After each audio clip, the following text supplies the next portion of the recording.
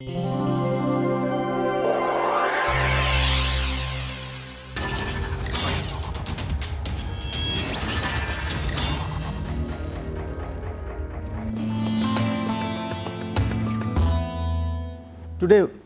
we are going to discuss second order EPR spectrum calculation.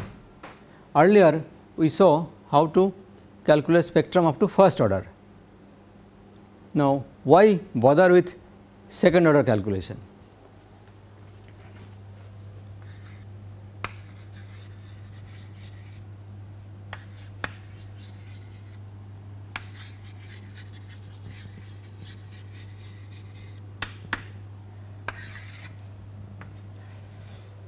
Because first order calculations gave quite a good interpretation of most of the spectrum that we saw so far, but sometimes that is not sufficient. So, here are the two important reasons. For example, when hyperfine coupling constant is not small compared to the electron Zeeman term, or when there are several equivalent nuclei giving large splittings, in that case first order calculations are not good enough. So, when we are doing the second order calculation, we will take hydrogen atom as an example and then try to make a distinction between hyperfine coupling and hyperfine splitting constants. Also try to make a distinction on fixed frequency experiment and fixed magnetic field experiment, whether they are same in all respect or not. First order spectrum that we calculated and interpreted earlier gave the same value for hyperfine splitting constant or hyperfine coupling constant. There was no difference, but we will see some difference may appear when we do the calculation up to second order.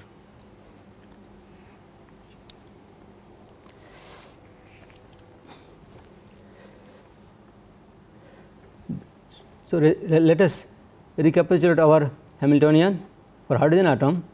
This is the Hamiltonian, this is the electron Zeeman term, this is the nuclear Zeeman term, and this is the isotropic hyperfine interaction. And this can be written in this fashion. So, here we treat this part electron Zeeman, nuclear Zeeman and A S Z I Z as the unpart of Hamiltonian, and the other part is treated as a perturbation. The zeroth order wave functions are given as a product states of the electron spin angular momentum component and nuclear spin angular momentum component. Since each of them is half, we get 4 states plus half and this fashion. We did all these calculations earlier, and zeroth order wave functions are of this kind and the zeroth order energy are also of this kind.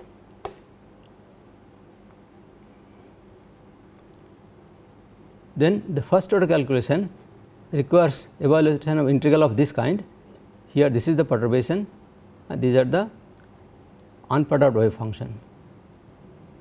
For this states here, all these elements are 0. Why? Because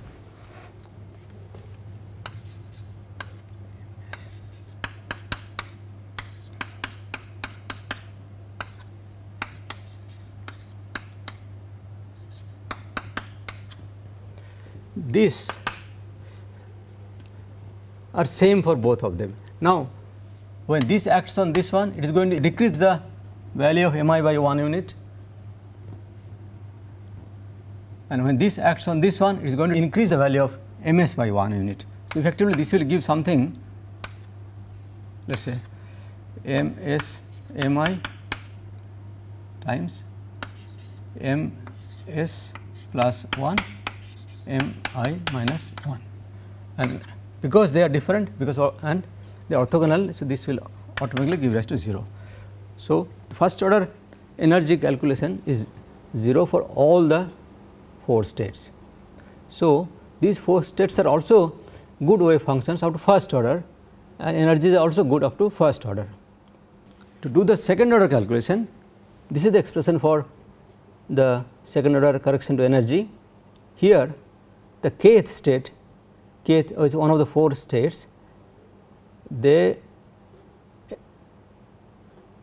energy involves this sort of integral. Here psi k is this k, and then sum over all possible other states which are there other than the k, and this is the difference of energy between the k and j state. So, for these to be non-zero, this integral must be non-zero. So, here again, so if you put a prime here to indicate that they are different, this will be non-zero when after raising this, this will be something like m prime s plus 1, and this will be m prime minus 1. This lowers it, but this increases. So, for this to be non-zero, this must be same as this one. So, that in other words, s prime plus 1 should be equal to s, ms prime plus 1 will be equal to ms, and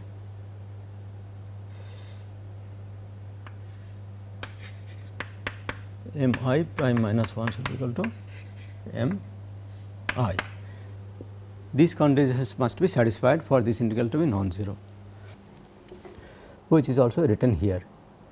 If you have the other one s minus I plus, then ms prime s must be equal to ms plus 1, and m prime I must be equal to mi minus 1. So, here not all 4 states will contribute to the second order calculation. State number 2 and 4 give rise to these sort of values. So, from this expression now, this expression I can calculate the energy correction up to second order, and that turns out to be this. This is the second state, second order correction, it comes out to be s square by 4 and this factor in the denominator. This is the electron Zeeman term, this is the nuclear Zeeman term. So, that way I can calculate all the 4 energy corrections for the 4 states, and you see that state 1 and 3 do not have any second order correction, and state 2 and 4 have. This has got plus value, this has got minus value. So, with the second order calculation done, I can now get the total energy up to second order. Here the state 1 does not change, so it remains as it is. Similarly, state 3 also remains as it is, but 2 and 4 get mixed because of this cross term that we have found out here. So, this 2 and 4 I put prime here to indicate that they are not pure state 2 or pure state 4, some admixture is there. So, these are the energy of this 2 prime state or 4 prime state. So, having found these 4 energy levels, now we can find the transition energies. These are the transition energies where the mi does not change, here also mi does not change, and these energies are given for transition from state 1 to 4, this state 1 to 4 and 2 to 3, this 2 prime to 3, this essentially this 2 prime is very nearly equal to 2 and 4 prime is very nearly equal to 4. So, these are the energies that we get here. This corresponds to mi equal to plus half, this corresponds to mi equal to minus half. So, what we see here, this should look familiar, that if the second order correction was not applied, energy was this, similarly energy was this. So, this is same as the first order splitting, the energy level is split equally by plus a by 2 and minus a by 2. But now, when you include the second order correction, both the transition energies have increased by this amount. So, that is something different. So, now we do the experiment. Now, let us say fixed magnetic field experiment,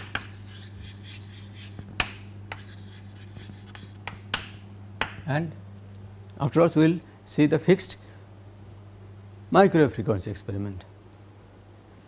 and see how the spectrum looks like. In this condition,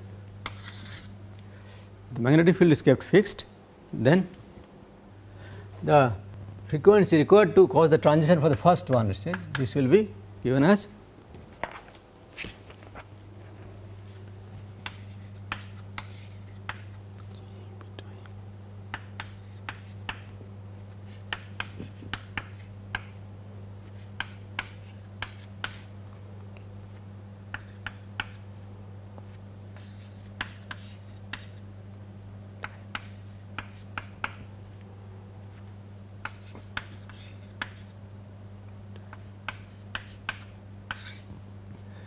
for the first transition where ms is equal to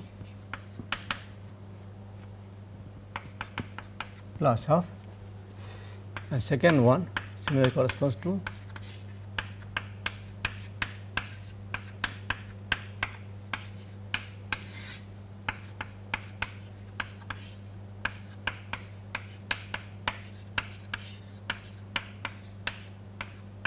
this corresponds to ms equal to minus half.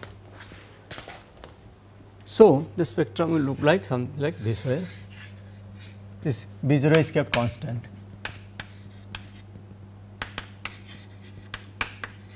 Fixed. So, this frequency is higher than this one. So, this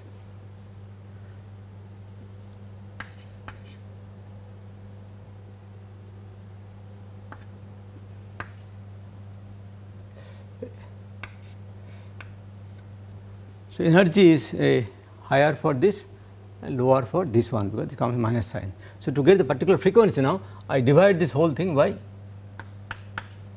1 by h. Similarly, divide this by 1 by h. So, this gives me let us say nu 1 and nu 2. So, this corresponds to mi equal to plus half, this corresponds to mi equal to minus half. Now, where is the center of this? Now, if this was absent, the center would be just average of this and this. So, somewhere here. So, this would be G E beta E B 0 by H. Now, the way this appears now, these lines are shifted with respect to center by this amount. So, again if this was absent, I would have got the first order spectrum, and then some of the spectrum would have been dotted line here. This is also shifted there somewhere.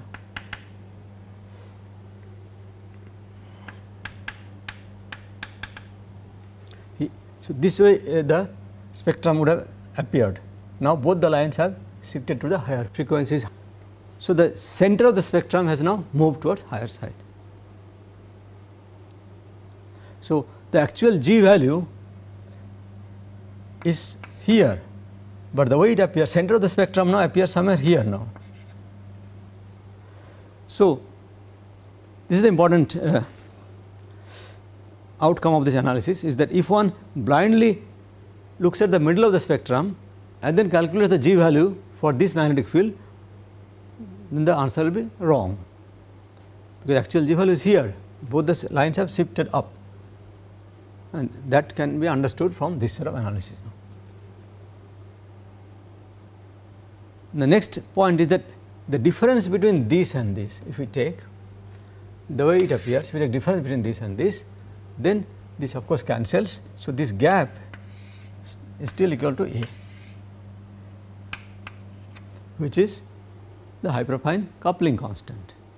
So, this experiment gives the value of the hyperfine coupling constant, though it will not give you the G value correctly unless you account for this correction and find out exactly the correct place of the magnetic field to calculate the G value. Now, let us do a fixed frequency experiment.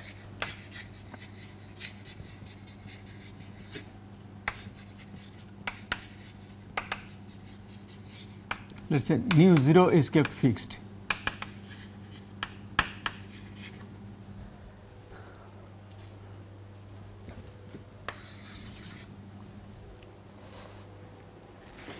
So, here in this energy expression I keep the frequency fixed on both sides and find out for which value of V 0 I will get a transition.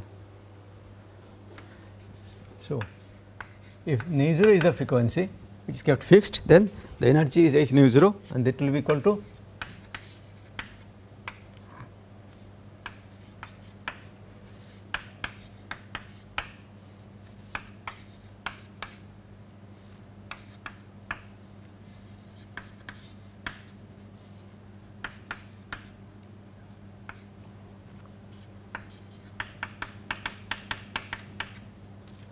here let us ignore this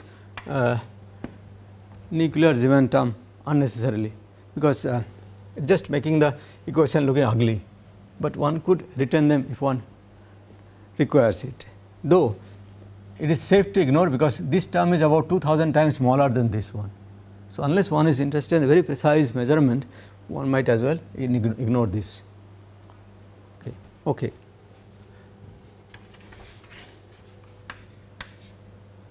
Similar for the second transition,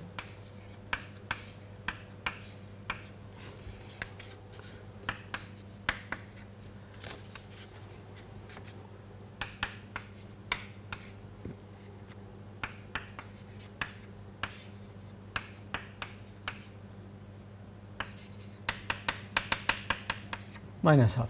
So, here this is constant. So, I have to find out the value of B 0 for this line and also B 0 for this line. So, we just rearrange the equation and then that will look like this.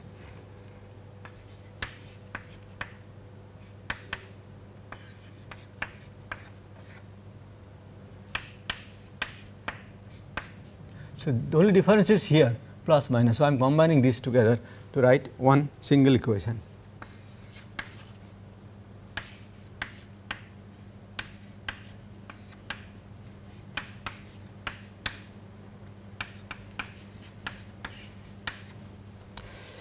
And this could be further rearranged to give rise to a quadratic equation in B 0.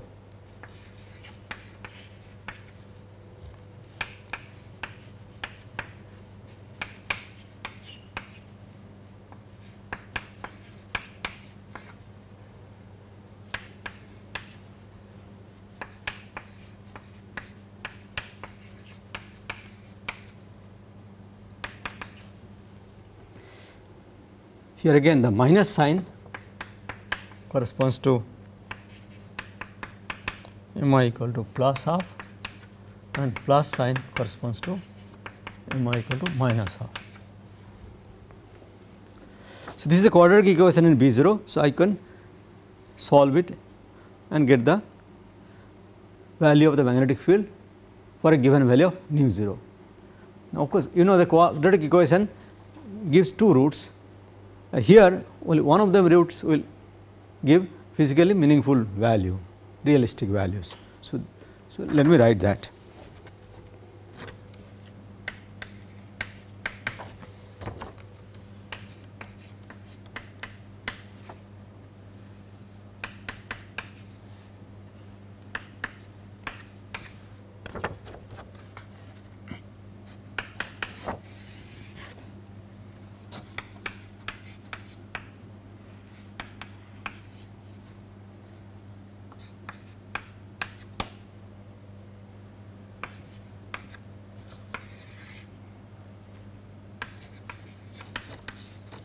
Here I have taken only the positive square root of this one. Now, this could be simplified by rearranging the term and it will look like this.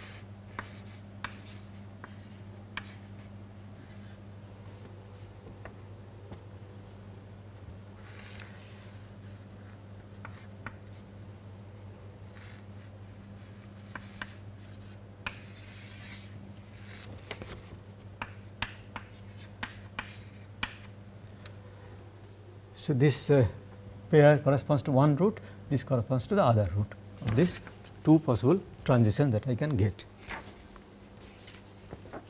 So, this equation is exact. So, if I put the values now for a given frequency and let us say a known value of this hyperfine coupling constant, we can get the two magnetic fields. So, since the values are known, let us see what sort of numbers we get. The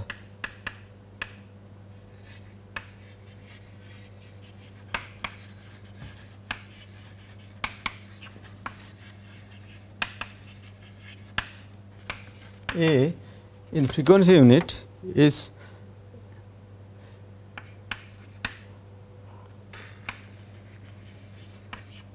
two zero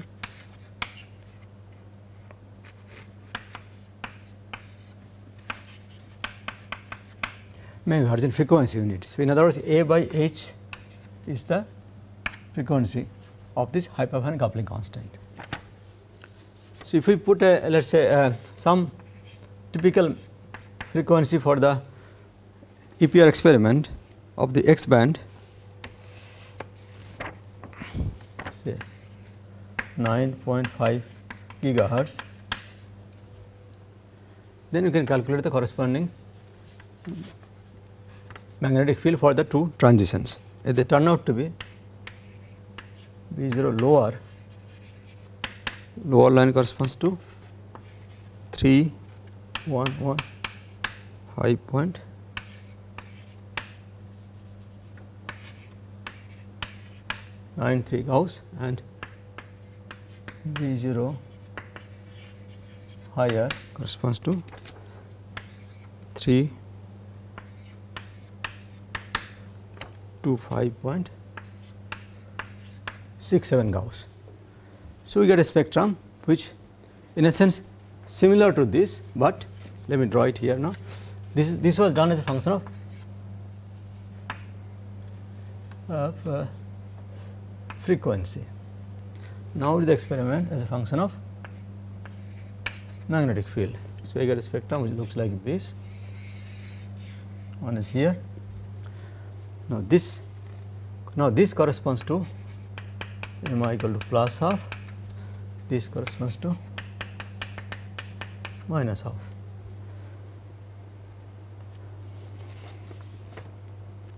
Now, where will be the G value? So, if we simply take the average of these two positions, then B average, B0 let us say equal average, that turns out to be 3.80 Gauss.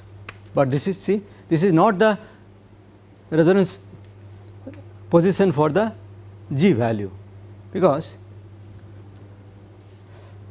both the lines are now moved towards the lower side.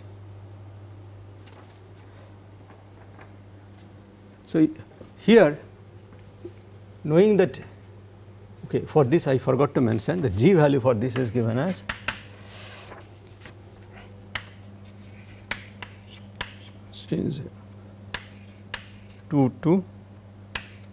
with this G value one can calculate the magnetic field.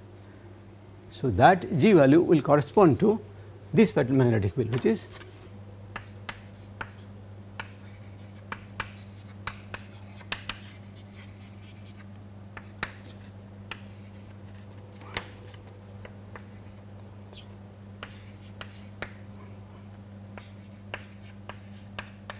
this is the value that will come out to be if you use this micro frequency and this G value. That is the way it is supposed to be. So, you see the difference now.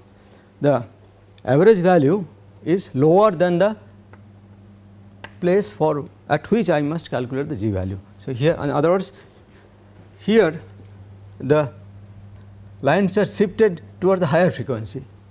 Here if the actual G value would be somewhere, let us say here, these lines both of them have gone downwards.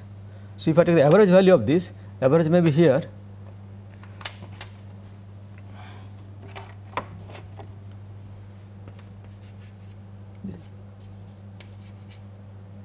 B average.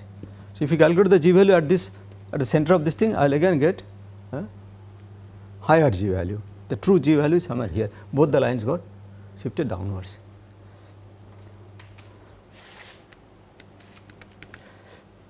Now, to see a little more about this complicated equation, let us try to simplify a little bit by taking the approximate value of this square root, because here these numbers come out okay, but they do not quite throw much light in what is going on inside this one.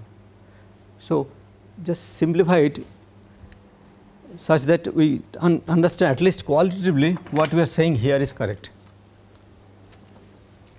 So, this one I can take this common and then write this way.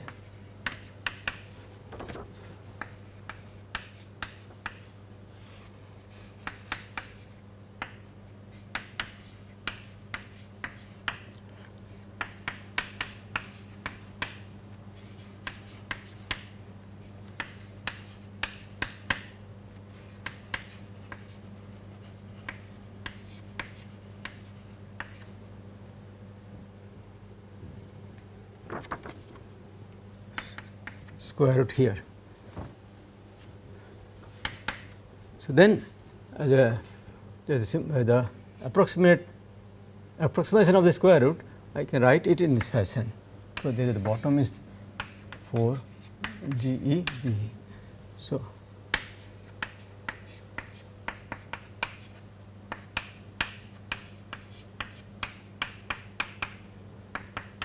half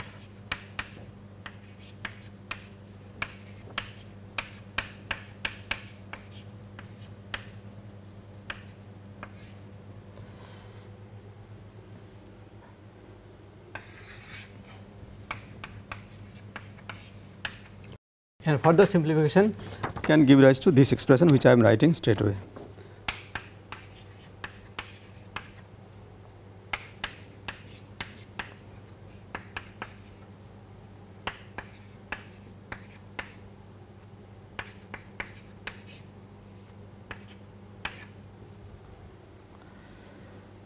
So, here now it shows that the magnetic field that appears here with respect to this h nu 0 by G beta E, that true center of the spectrum, and from there the minus A and plus A, that is the splitting, but both of them now have gone towards the lower side by this much amount. So, that is what we are saying, that the implication of this exact equation there. Of course, this is approximation, so this cannot be treated for exact calculation, we must use this, but nevertheless it does show how the two lines have gone down. So, second point is that the way again this difference of the two line position is such that they are not same as the hyperaffine coupling constant. Hyperaffine coupling constant, this if we convert to magnetic field unit, this will turn out to be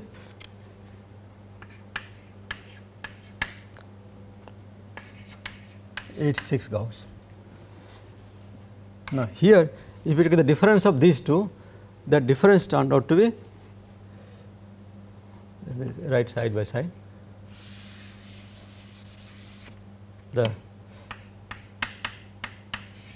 difference in line position, that turns out to be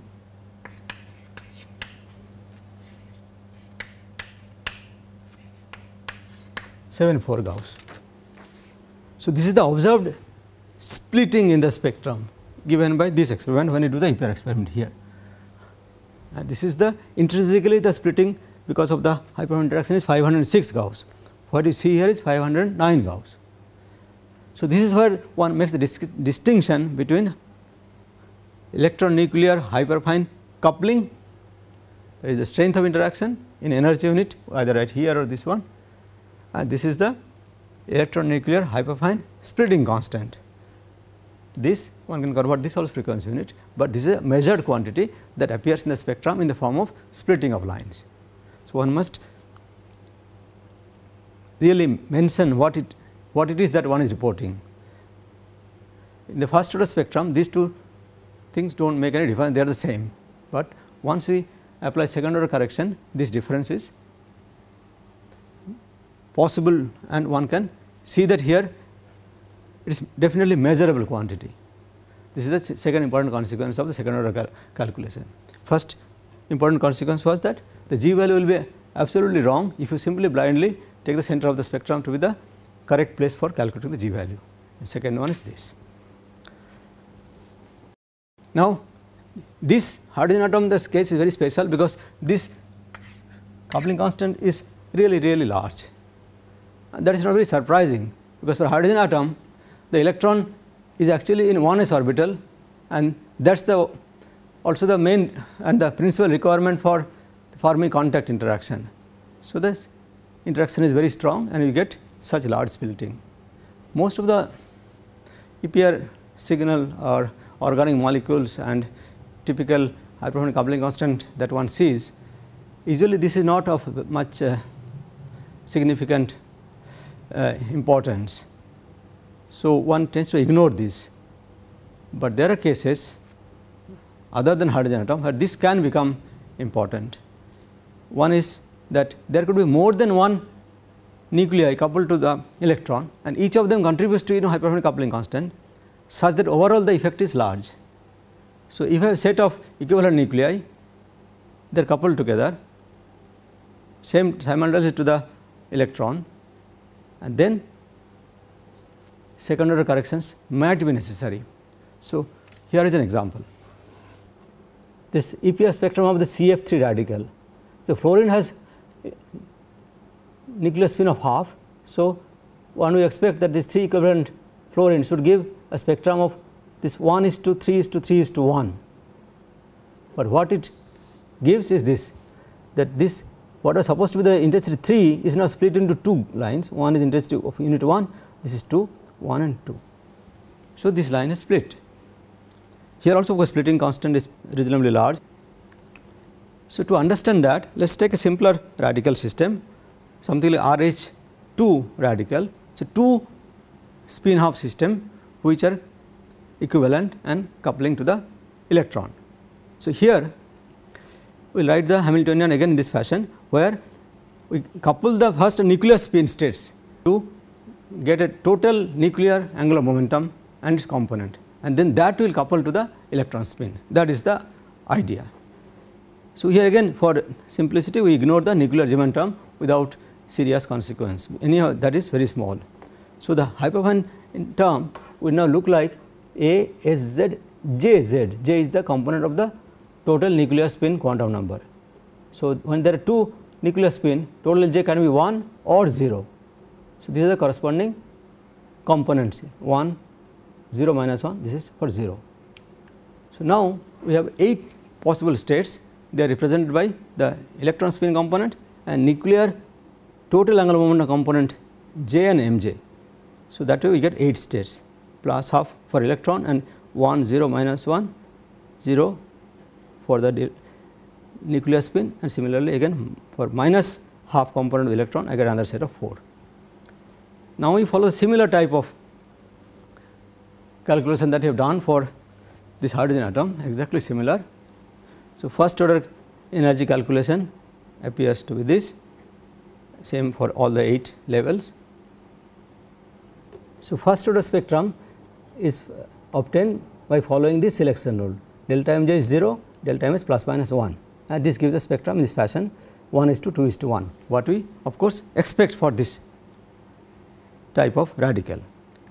Now, when you do the second order calculation, these are the states which gives non-zero value of the integral, and the value is given here. And then the second order calculation of energy also are in this fashion, the state 2, 3, 5 and 6, they have non-zero value of second order corrections to energy, and 2 and 3 have positive correction and 5 and 6 have negative correction. So, then using that one can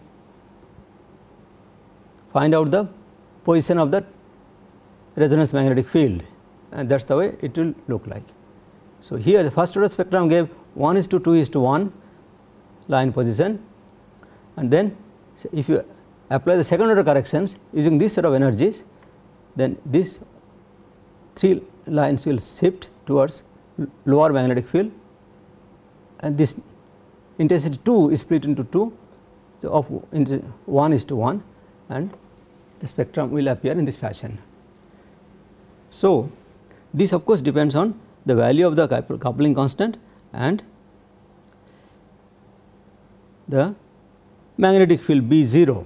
If B0 is very large, then this correction is small and this will not be seen. Therefore, not only the coupling constant, but also at what magnetic field the experiment is done. So, if one works at low frequency EPR spectrometer, this effect might become more prominent. In the same way, if one does the calculation for 3 equivalent spin half nuclei, then the total nuclear spin will combine in this fashion to give rise to total J equal to 3/2 and total J equal to 1/2. It will appear 2 times, and for each of them the MJ values are given here. So, exactly same calculation what we have done here can be calculated, and the energy will be split such a way that all the lines will show shift towards the lower magnetic field, and in particular this intensity of 3 units will be split into one intensity of 1 unit, and another intensity of 2 units, and all of them will show downward shift. So, here again the calculation of G value will require special consideration, because center of the spectrum does not correspond to the true magnetic field. So, this is exactly what was reported here, CF3 radical. Now, the example that I showed about second order coupling and the splittings, it is possible that one may not see those splittings all the time. Nevertheless, they are there. If the hypertrophic coupling constant is reasonably large, or there are many equivalent nuclei which are coupled together to produce a large splitting. So, here is an example for this type of metal complex. It is a trinuclear cobalt complex arranged in this fashion that all 3 cobalts are equivalent, and the EPR spectrum is shown here. So, cobalt 59 isotope has I equal to 7/2. So, that will give total I will be 21/2. In other words, there will be 22 lines, and if one compute the first order spectrum, the relative intensity among these 22 lines will look like this. So, in a sense there are 22 lines, though one may not see the extreme end, all the 20 lines are seen and they reasonably reproduce these relative intensities. But nevertheless, look at this line shape, it is narrow here and broad there, each of them narrow towards the bottom and broad at the top. Why is that? Whatever we have discussed so far, they just cannot, none of them explain this sort of line shape. So, here the explanation was that the second order coupling constants or second order splitting constants are actually playing a role here. It so happened that they are not resolved. So, look at that, the 3 cobalt nuclei, each of them have got 7/2 nuclear spin, and splitting constant if you measure from the scale, which is typically maybe 25-30 Gauss, which is not very large, but because so many of them are there, the effect can be noticeable. So, this calculation was done after second order, and this is the way the result is. So, the first order spectrum predicts the relative intensity of this sort of values. Now, if you include second order calculation, then many of these degenerate transitions become non-degenerate now. This is how they appear here, bunch of them are appearing everywhere, and all of them are shifted towards lower magnetic field. So, the reason behind this unusual line shape. So, we saw that second order interactions are important if the hypertrophic coupling constant is large, or there are more than one equivalent nuclei present there, which are also contributing to a large overall splitting. Then there is second order calculation are necessary for an accurate measurement of the G values and hypertrophic coupling constant, even to reproduce the very unusual line shape of a spectrum where these splittings are not resolved. That is all.